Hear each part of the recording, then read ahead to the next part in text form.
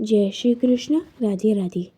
आज मैं आपको ब्रह्मा द्वारा भगवान श्री कृष्ण की स्तुति नामक प्रसंग सुनाऊंगी।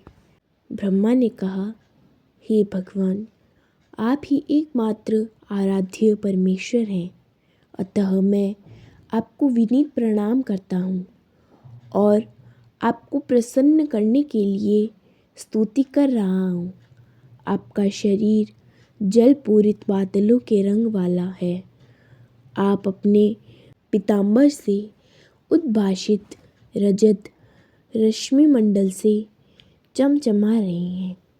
मैं महाराज नंद के उन पुत्र को बारंबार सादर नमस्कार करता हूँ जो मेरे समक्ष शंख, कुंडल तथा सिर में मोरपंख धारण किए हैं, जिनका मुख सुंदर है, जो मुकुट धारण किए हैं, जिन्होंने वन फूलों की माला पहन रखी है, जो हाथ में भोजन का एक ग्रास लिए खड़े हैं, जिसके हाथ में लकुट, बिगुल, सींग तथा वंशी है, जो लघु चरण कमल पर खड़े हैं।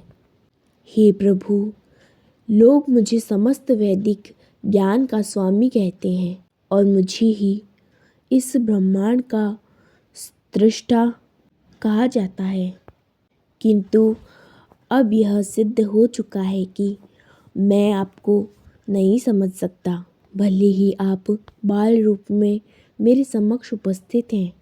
आप अपने बाल मित्रों तथा बछड़ों के साथ खेल रहे हैं, जिसका यह अर्थ लगाया जा सकता है कि आपको पर्याप्त शिक्षा प्राप्त नहीं हुई है। आप इस ग्रामीण बालक की भांति अपने हाथ में अपना भोजन लिए अपने बछड़ों की खोज कर रहे हैं, तो भी आपके तथा मेरे शरीर में इतना अधिक अंतर है कि मैं आपकी शक्ति का अनुमान नहीं लगा सकता। जैसा कि मैं ब्रह्म संहिता में पहले ही कह चुका हूँ कि आपका शरीर भौतिक नहीं है। ब्रह्म संहिता में बताया गया है कि श्री भगवान का शरीर आध्यात्मिक चिन्मय है। श्री भगवान के शरीर तथा उनमें कोई अंतर नहीं है। उनके शरीर का प्रत्येक अंग अन्य किसी अंग का कार्य संपन्न कर सकता है।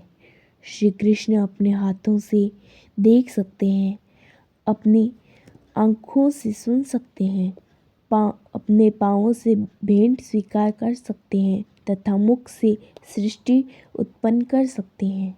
ब्रह्मा ने आगे कहा, ग्वाल बाल के रूप में आपका जन्म भक्तों के लाभ हेतु हुआ है, और यद्यपि मैंने आपको बछड़ी तथा बालक चुराकर आपके चरण कमलों के प्रति अपराध किया है, किंतु मैं समझ सकता हूँ कि आपने मुझ पर दया की है।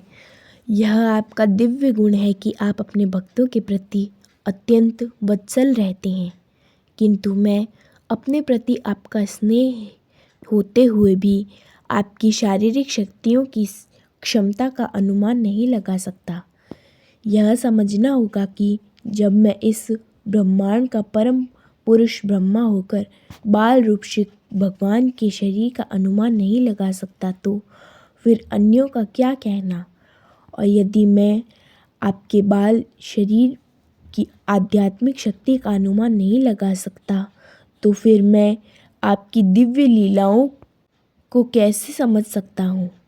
अतः जैसा कि श्रीमद् भगवत गीता में कहा गया है कि जो कोई श्री भगवान की दिव्य लीलाओं, उनके आविर्भाव तथा तिरोधान के विषय में थोड़ा भी समझ सकता है, वह इस भौतिक शरीर को त्यागने के बाद श्री भगवान के धाम में प्रवेश करने का अधिकारी बन जाता है। इस कथन की पुष्टि वेदों में हुई है, जिनमें कहा गया है, श्री भगवान को समझने मात्र से ही कोई भी जन्म मृत्यु के चक्र से छूट सकता है। अतः मैं तो यही स्तुति करूँगा कि लोगों को चाहिए कि वे अपने चिंतन द्वारा आपको समझने का प्रयत्न करें।